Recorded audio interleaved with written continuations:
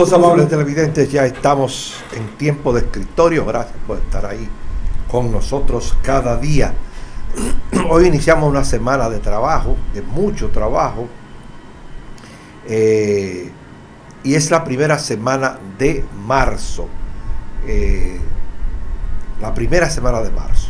Bueno, justamente dentro de un mes, el 3 de abril ya es Viernes Santo. Esa es la realidad, el tiempo va rápido. Miren, bueno, a propósito de religión, explotó una guerra, yo diría que una guerra santa, podríamos decir una guerra santa, una guerra religiosa que data de hace muchos años atrás. Me refiero a lo que está ocurriendo ahora mismo en Irán, que explotó el pasado sábado, donde los Estados Unidos e Israel bombardearon más de 500 puntos específicos de Irán, entre ellos el búnker donde se resguardaba Ali Khamenei, el ayatolá, el jefe supremo de Irán, junto con su familia. Allí pereció la esposa, una hija, un nieto y él. También perecieron varios funcionarios de su régimen, con más de 40 años gobernando a Irán con manos duras. Bueno, la situación no ha cambiado desde el pasado sábado. Irán no se ha quedado tranquila y ha respondido.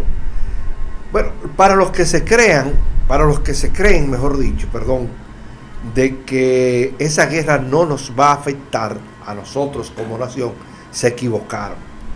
Pues nos va a afectar. Y es posible que en un futuro no muy lejano nos esté afectando en el ámbito económico, en el ámbito de los combustibles específicamente. Recuerden que por el estrecho de Hormuz pasa el 20% de la carga petrolera del mundo. El 20% de la carga petrolera del mundo. Y que desde el sábado pasado no ha pasado ni siquiera una mosca por el estrecho de Hormuz. No es que el estrecho esté cerrado, no está cerrado, pero sí hay temor. Las bolsas se han caído, las bolsas del mundo se cayeron, la de Londres, la de Nueva York, en fin, todas las bolsas en el mundo entero se han caído. ¿Y qué ha pasado también? Bueno, que los precios tanto del petróleo como del gas se han disparado en los últimos días, en las últimas 72 horas. Por ejemplo, el petróleo ha subido un 20% y el gas el petróleo ha subido un 14% y el gas ha subido alrededor de un 20%. ¿Qué debe hacer el gobierno dominicano? Bueno, sencillamente prepararse para lo peor. Porque no es que nos va a afectar de un día para otro, no es que ya nos comenzó a afectar el problema que hay ahora mismo en Medio Oriente, no, para nada. Pero sí, en un futuro debemos estar preparados porque nos va a afectar. No es que nos puede afectar, es que nos va a afectar. A menos que no haya un acuerdo, como ya se han abierto las relaciones, Estados Unidos ya dio carta abierta a las relaciones con Venezuela. Es probable, es posible de que el gobierno negocie con Venezuela un acuerdo petrolero en los próximos días. Es lo único que nos puede ocurrir a nosotros. Han subido, reitero, el gas y el petróleo, y las bolsas de todo el mundo se han caído. ¿Por qué? Bueno, por esta situación de incertidumbre que está ocurriendo ahora mismo en el Medio Oriente. Hay tanta incertidumbre que, por ejemplo, 3 aviones de Estados Unidos fueron derribados por Kuwait. Kuwait es un aliado neto de Estados Unidos, y ese nerviosismo que hay ahora mismo en la región, pues llevó a que la batería antiaérea de Kuwait, pues interceptara 3 aviones de los Estados Unidos que regresaban de Irán y fueron derribados. Entonces, van a ocurrir muchas cosas, indudablemente que sí. Es una guerra que viene de hace tiempo. Recuerden que en el año de 1979, el jefe supremo de Irán era Reza Pahlavi, apellido Reza Pahlavi, y era de una dinastía de reyes que gobernaron a Irán por muchos años. Pero ¿qué ocurre? Que Reza Pahlavi se volvió un poco autoritario, y las fuerzas de izquierda, encabezadas por este régimen de Ali Khamenei, pues lo derribaron, este ayatollah. ¿Y qué ocurre? Bueno, este ayatollah estuvo gobernando desde esa época hasta ahora, 36, 40 años, qué sé yo, gobernando a Irán con manos duras.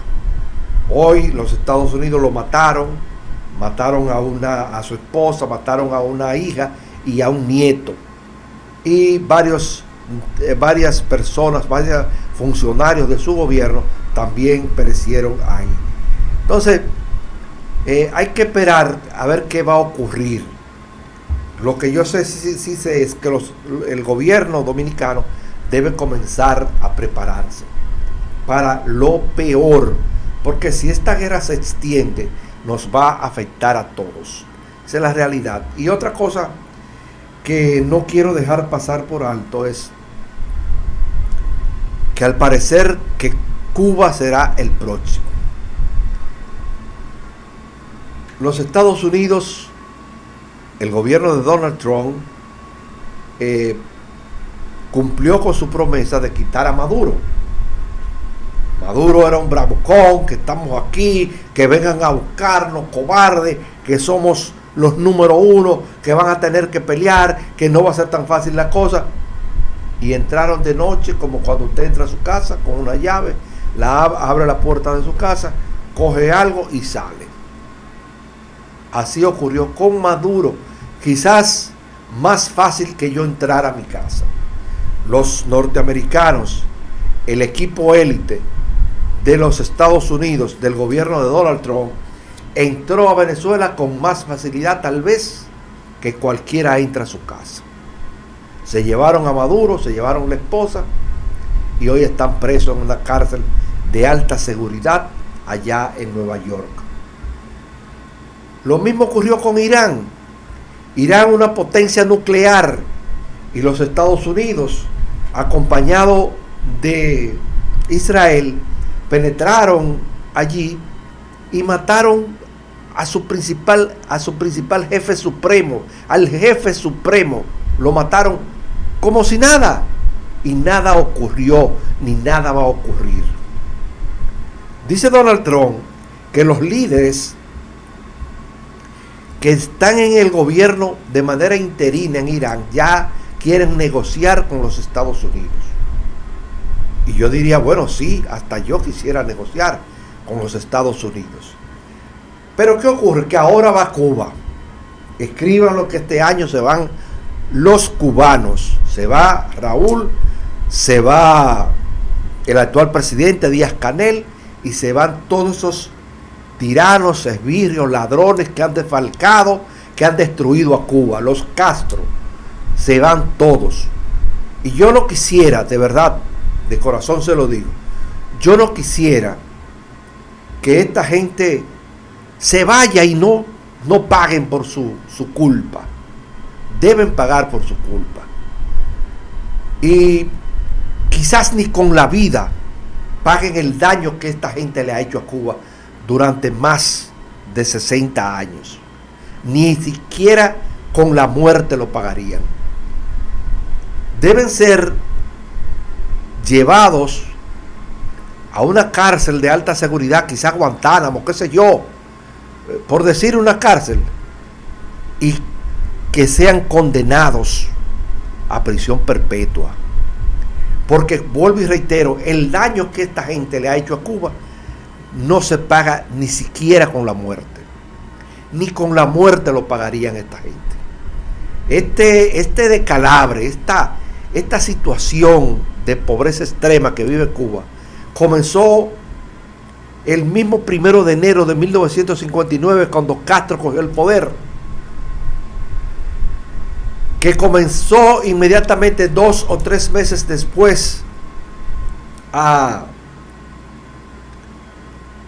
expropiar capitales extranjeros, compañías extranjeras que operaban en Cuba, y las expropió. Y yo me pregunto, ¿pero para qué? Porque Cuba, cada día que pasaba, en vez de avanzar, era peor. Y lo grande del caso es que todavía los dirigentes cubanos, esa partida de sinvergüenza y de ladrones y de narcotraficantes que hay allí, todavía pedían, o mejor dicho, le meten a esa gente, a los pobres cubanos que están muertos del hambre y no tienen capacidad para pensar y analizar su propia situación, que es culpa de los Estados Unidos, es culpa del imperio que ellos estén así. No, es culpa del régimen castrista que lo desbarató todo. Esa economía tan fuerte que tenía Cuba antes de Fidel llegar al poder, todo fue desbaratado, se lo comieron todo. El dinero que había se los robaron, los Castro se los robaron, Fidel, Raúl y toda esa gente se los robaron, y todos los que están en el poder se robaron el dinero de los cubanos. Yo no voy a decir aquí que los cubanos tienen que levantarse en armas, porque ellos no tienen cómo hacerlo, no hay forma, no hay manera de hacerlo. Viven muertos de hambre, de la miseria, ha acabado con ese pueblo. Para Cuba restablecerse, yo pienso que tendrá que pasar 200 años para poder restablecerse y ser lo que era antes del 59. Por eso yo digo que el régimen de Venezuela que cayó es una bendición para los venezolanos. En el caso del ayatolá que acaba de morir, es otra bendición para todo Medio Oriente. Y lo mismo cuando ocurra con Cuba, que este año va a ocurrir antes de diciembre, será una bendición para todos los cubanos. Vamos a una pausa comercial, amables televidentes, y regresamos con ustedes en breve. Todos sabemos que el tiempo es muy importante en cada empresa. A veces parece que hay más tareas que minutos en el día, pero siempre hay una solución. Con la ley 32-23 de facturación electrónica podemos mejorar todo el proceso de facturación y ahorrar tiempo. Además, la Dirección General de Impuestos Internos dispone de incentivos por ingresar voluntariamente y un facturador gratuito para que ningún contribuyente se quede fuera. Porque el mundo evoluciona y nosotros también. Únete a la facturación electrónica. Evita crear basureros improvisados. Estos son grandes focos del mosquito del dengue. Cuida tu hogar y tus vecinos. Es hora de accionar. Ganémosle al dengue.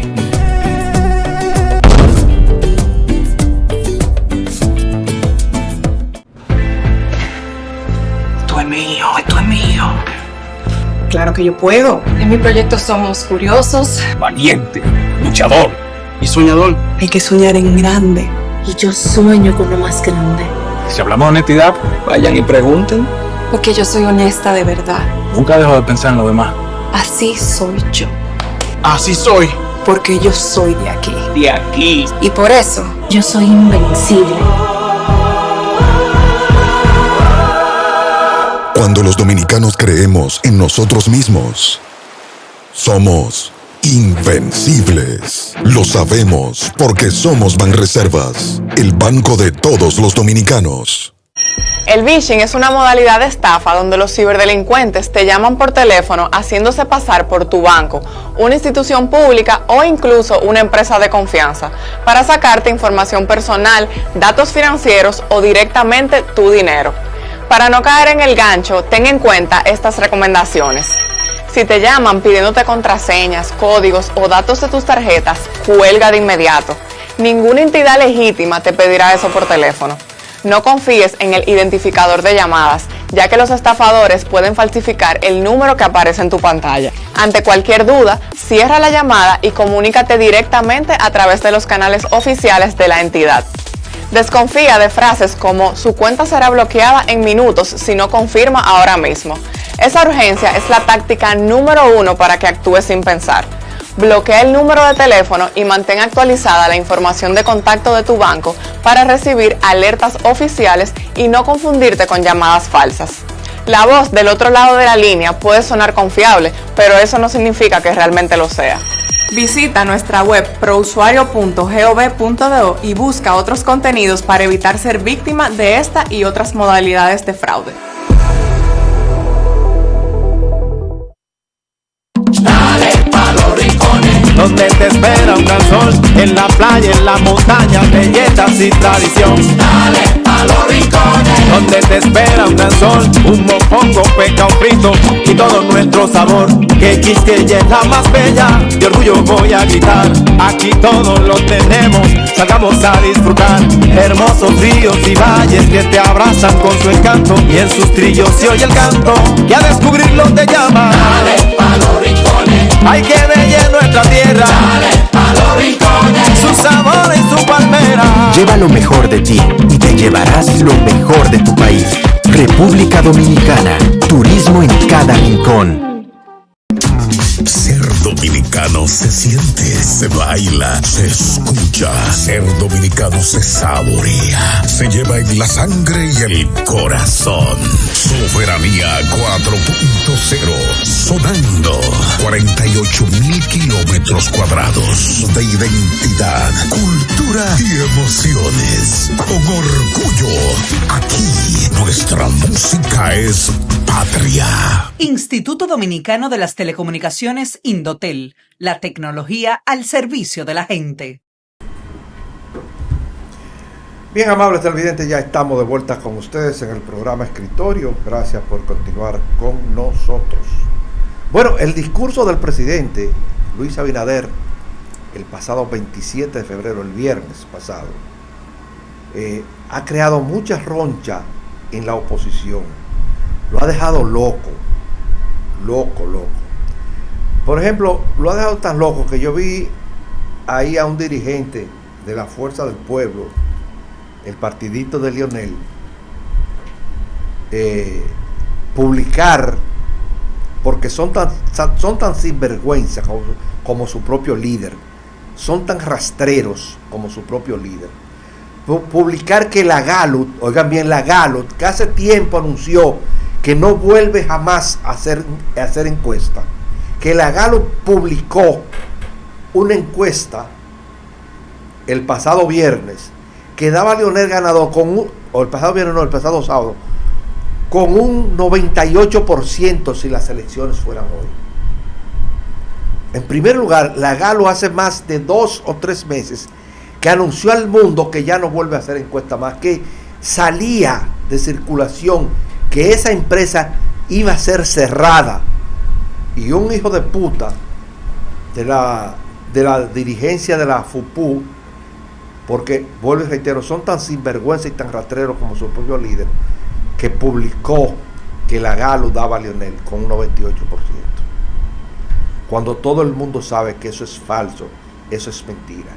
Y el discurso del presidente lo volvió loco a todos. No han podido rebatir nada de lo que el presidente dijo.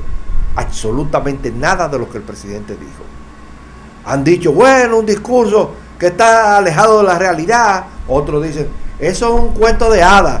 Otros dicen, ¿y en qué mundo era que el presidente estaba? Pero nadie ha aportado nada refutando el discurso, porque no tienen argumentos. No saben cómo atacarlo, no saben por dónde descalificar el discurso del presidente, porque saben que todo lo que dijo es verdad. Por ejemplo, miren cómo está Santiago.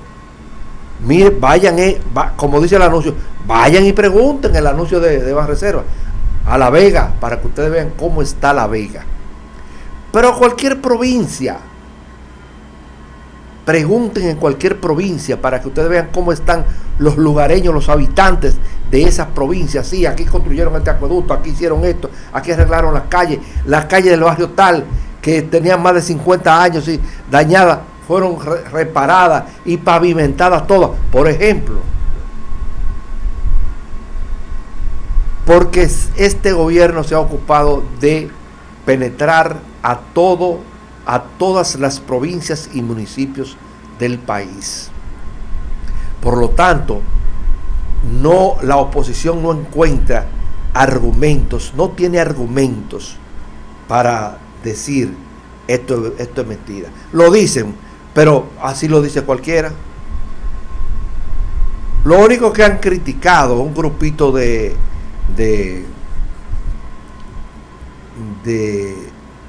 pseudos comentaristas de la radio y la televisión, el anuncio que hizo el presidente de que antes de mayo del 2028, de ahí de Oviedo, creo que fue Pedernales, se va a lanzar o un satélite o un cohete. Bueno, eso lo dijo el presidente, pero ahí estaba el director, en el Palacio del Congreso Nacional, de la Asamblea Nacional, estaba el director de operaciones de la NASA, que fue quien le comunicó esa decisión al presidente. Porque la NASA está haciendo una inversión multimillonaria ahí. A mí me habían dicho que eran 500 millones de dólares, pero ¿qué ocurre? Que son más de 1.500 millones de dólares que se están invirtiendo ahí para hacer una base de la NASA, donde desde ahí se van a disparar cohetes y van a salir cohetes y van a salir también satélites, cohetes de exploración en el universo, no cohetes para ir a la luna ni para explorar el universo. Eso lo dijo la NASA y el presidente simplemente se hizo eco de eso. Leonel venía aquí, tenía mucho tiempo, o viene con mucho tiempo diciendo, porque la brecha digital hay que cerrarla. Y duró 4x3, 12 años gobernando y nunca hizo nada para que esa brecha digital se cerrara. Ni siquiera propuso a Google ni a ninguna de esas multinacionales tecnológicas, esos monstruos tecnológicos que hay en el mundo, nunca le propuso crear aquí una base para cerrar la brecha digital. Sin embargo, Luis se lo propuso de manera formal a Google y Google de una vez aceptó y ya está haciendo una inversión de 500 millones de dólares inicial. ¿Para qué? Para que todo el mundo tenga internet, para que el internet fluya más rápido, para que llegue más barato, para que se cierre esa brecha digital. Una inversión inicial también de 500 millones de dólares. O sea que se puede invertir más de ahí. Lo que quiero decir es que el discurso del pasado 27 de febrero no ha tenido oposición, porque la propia oposición está totalmente descalificada para poder enfrentar, para poder criticar ese discurso. No tiene calidad moral ninguno. Ninguno de ellos tienen calidad moral para criticar ese discurso. Vamos a ver un fragmento del discurso del presidente el pasado 27 de febrero. En un mundo donde muchos dudan de la democracia, República Dominicana la fortalece. Apostamos por la unidad dentro de la pluralidad. Defendemos la verdad, la ciencia y la evidencia como base de las decisiones públicas. Somos una democracia estable, institucional y confiable. Y una muestra concreta de madurez política es el diálogo nacional por la crisis de Haití. En el marco del Consejo Económico y Social, este diálogo nació de la convocatoria que hicimos a los 3 expresidentes de la República y juntos construimos un marco de acción. Esa es la prueba de que en los momentos más críticos, el liderazgo político dominicano puede poner a un lado sus diferencias y alcanzar consensos para defender la soberanía y bienestar de la población. Y yo quiero un aplauso a los 3 expresidentes de la República. Hoy estamos en la fase de poner en práctica esos acuerdos. En materia de seguridad nacional, política migratoria, relaciones internacionales, desarrollo integral de la zona fronteriza, mercado laboral y comercio binacional. Durante el año 2025, la República Dominicana ejerció una diplomacia coherente con sus valores democráticos y alineada con sus intereses nacionales. Un Estado serio no se mide solo por cómo actúa dentro de sus fronteras, sino cómo protege a su gente fuera de ellas. La primera responsabilidad de la política exterior dominicana es la protección de nuestros compatriotas en el exterior. Durante el último año, el Estado dominicano fortaleció la asistencia y protegió a nuestras comunidades en el exterior, gestionando decenas de miles de servicios consulares, legalizaciones y casos de asistencia humanitaria, porque los dominicanos y dominicanas en el exterior no son una estadística, son parte viva de nuestra nación. En materia bilateral, nuestro país recibió visitas oficiales de primer nivel, hecho que refleja el reconocimiento internacional al liderazgo dominicano en la región. Representantes del más alto nivel de los Estados Unidos, América Latina, Europa y África reafirmaron a la República Dominicana como socio estratégico en temas clave como la seguridad regional, la lucha contra el crimen transnacional y la búsqueda de una salida sostenible y eficaz a la profunda crisis haitiana. En el plano multilateral, la diplomacia dominicana tuvo un rol activo y decisivo.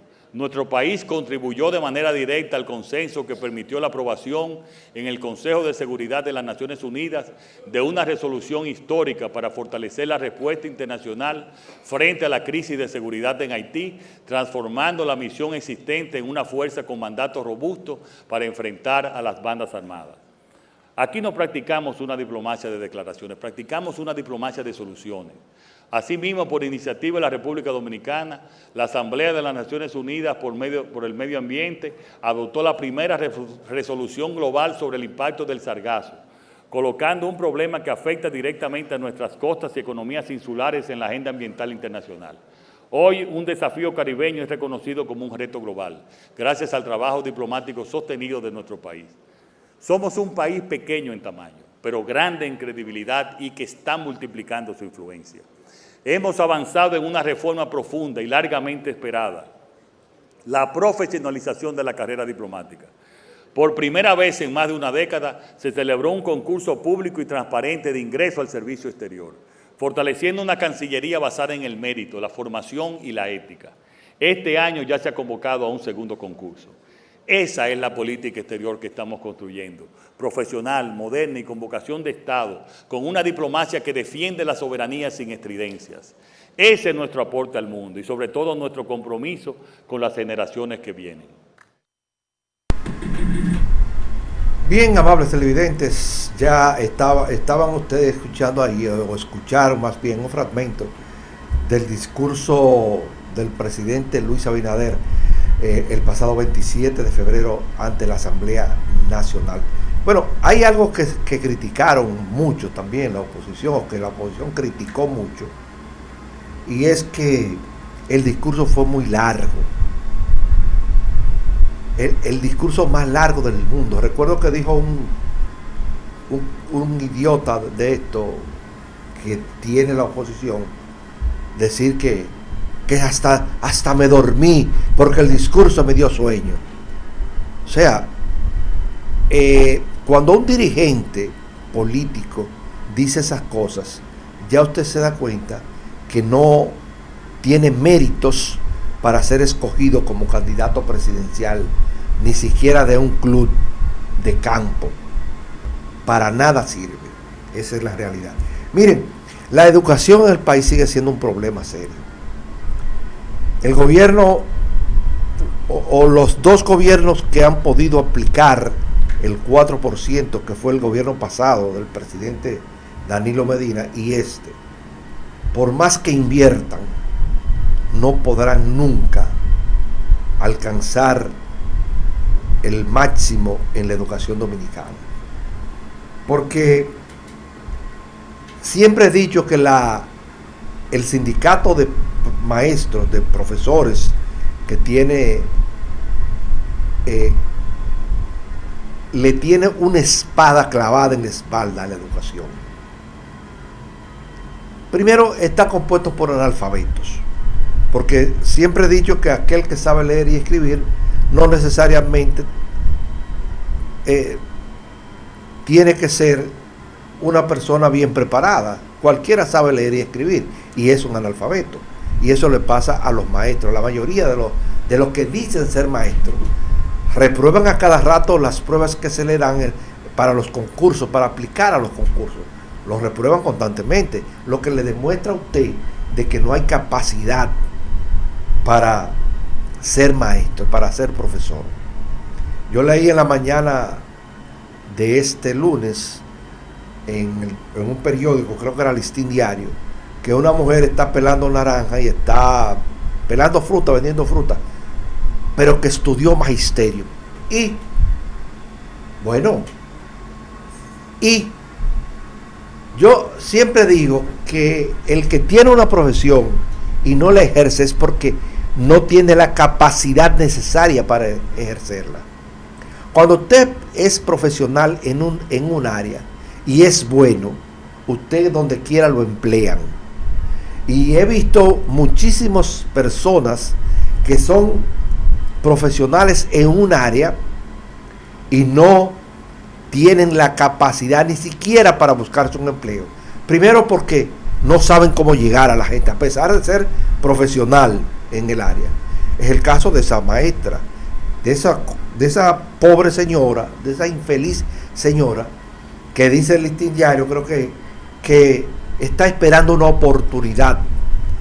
Bueno, quizás dejó pasar la oportunidad, o quizás esa sea su oportunidad, la de pelar naranja y vender naranja y frutas al público. ¿Por qué? Porque no me digan ustedes que esa señora no aplicó o no ha aplicado a vacantes como profesores en algún área de educación. Sí ha aplicado, pero no ha llenado los requisitos, no ha calificado para que sea escogida como maestra. Y eso ocurre constantemente. Que fulano es médico y está conchando. Bueno, pero usted es un pobre de mente. Es más, yo diría que usted es un enfermo mental, porque si usted es médico y usted no puede ejercer su profesión, buscar trabajo dentro de su profesión, entonces el malo es usted. No es el gobierno, no es salud pública, el malo es usted. Y lo mismo ocurre con esa gente. Conozco muchísimo, muchos no, 4, 5, 6, 7, 8, 10 personas que son profesionales y hacen otra cosa porque no tienen la capacidad ni el coraje para buscarse un empleo. Y dicen, mira, ese es mi currículum, ahí está. Yo soy lo que dice ahí y lo sé hacer bien, mejor que cualquiera de los que están aquí. Y hazme una prueba. No son capaces de eso. Primero quiere que todos se lo busquen. Y cuando no le dan nada, acusan a los gobiernos de turno. No, porque este gobierno es el culpable. Yo soy una profesional y no encuentro dónde trabajar. No. Usted no encuentra dónde trabajar porque usted es una incapacitada, porque usted es un incapacitado, porque usted estudió eso y parece como no estudió nada. Ni hablar sabe, solamente sabe criticar. Y eso, lamentablemente, para algunos dirán que yo soy un indolente, pero para esa mujer que la vi hoy, lo leí creo que en el periódico Listín Diario, que está esperando una oportunidad y es licenciada en cosas, vainas de educación. Usted no está esperando una oportunidad, usted no ha calificado, no ha llenado los requisitos que pide educación para enrolarla como maestra, como profesora de una escuela pública. Esa es la realidad. Y así como dije, hay muchos que estudiaron, que se graduaron summa cum laude, magna cum laude, y no han podido avanzar porque no tienen la capacidad. Primero quiere que todos se lo den. Y en segundo lugar no tienen la capacidad para salir a buscar trabajo, porque le temen a que le digan que no. Y volviendo al caso que nos ocupa, la ADP, la vida entera ha sido una retranca para el desarrollo de la educación en este país. Yo siempre he dicho que la ADP no debe existir, que debe venir un gobierno que desbarate, que desmorone ese sindicato de vagos y analfabetos que hoy cobran un dinero, la mayoría sin merecerlo, y exigen cosas que no se la merecen. Y por todo quieren hacer una huelga, un paro general, porque tampoco les gusta trabajar. Ustedes ven que las asambleas, para ver cuál es el más vago, porque para eso son las asambleas del ADP, para ver cuál es el más vago, el más sinvergüenza y el más irresponsable de todos. Hacen una asamblea en una escuela y paran la docencia ese día. Pero malditos, háganlo un sábado, háganlo un domingo, dentro de cualquier escuela. No, tienen que hacerlo un jueves, un lunes, un martes, un miércoles, para determinar cuál es el más vago, cuál es el menos capacitado de todos. Para eso es que hacen las asambleas. No es para más nada, para determinar cuál es el más vago o la más vaga, cuál es el más incapacitado o la más incapacitada del grupo. Esa es la realidad. Pero alguien tiene que venir un día, un gobierno que le ponga, como dice el refrán, el cascabel al gato. Amables televidentes, llegamos al final del programa Escritorio. Gracias a todos ustedes por haber estado con nosotros.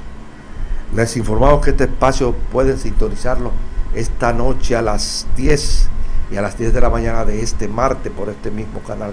Recordándoles que dentro de un muy poco tiempo estaremos transmitiendo por la frecuencia 87 de Altiz, dentro de poco tiempo. Así que espérennos por ahí. Muchísimas gracias.